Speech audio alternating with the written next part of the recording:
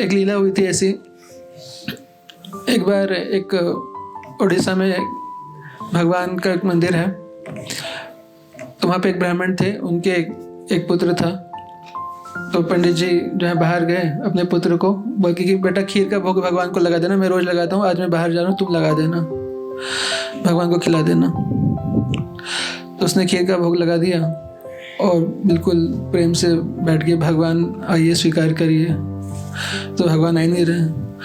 तो भगवान आए नहीं तो उस बच्चा मासूम था, उसने कहा कि अरे ऐसे कैसे नहीं आएंगे, पिताजी से तो आप ले लेते हैं, मुझसे क्यों नहीं ले रहे हैं? पिताजी आएंगे फिर मुझे डांटेंगे, तो मैं पिताजी को कैसे फेस करूँगा? तो अब तो लेना पड़ेगा।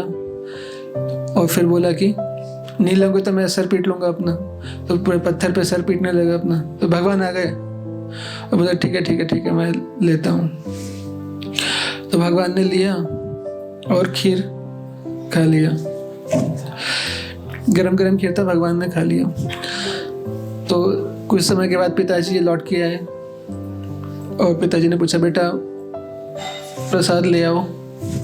बेटा बोला प्रसाद? कौन सा प्रसाद? प्रसाद भोग जो आपने दिया था वो तो भगवान खा गए। क्या दिमाग खराब है? खुद खा गया होगा, बोल रहे हैं भगवान खा गए। भगवान थोड़ी खाते हैं। बोले हाँ भगवान खा गए पिताजी, मैं सच बोल रहा हूँ, कसम खाता हूँ। बोले ऐसे कैसे?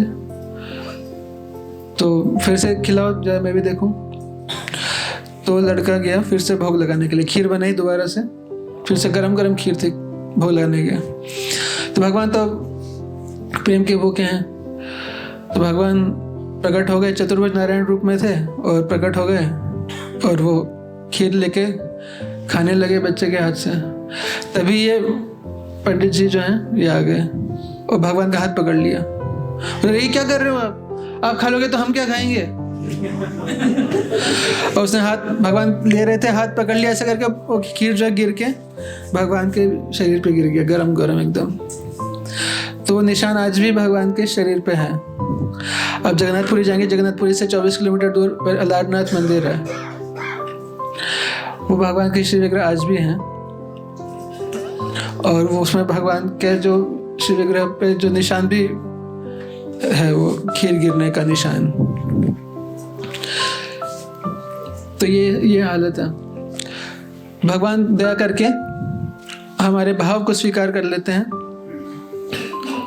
और जो पदार्थ है वो प्रसाद के रूप में हमारे लिए छोड़ देते हैं, ताकि जिसको खाकर फिर हम अपने कल्मशों से मुक्त हो सकें।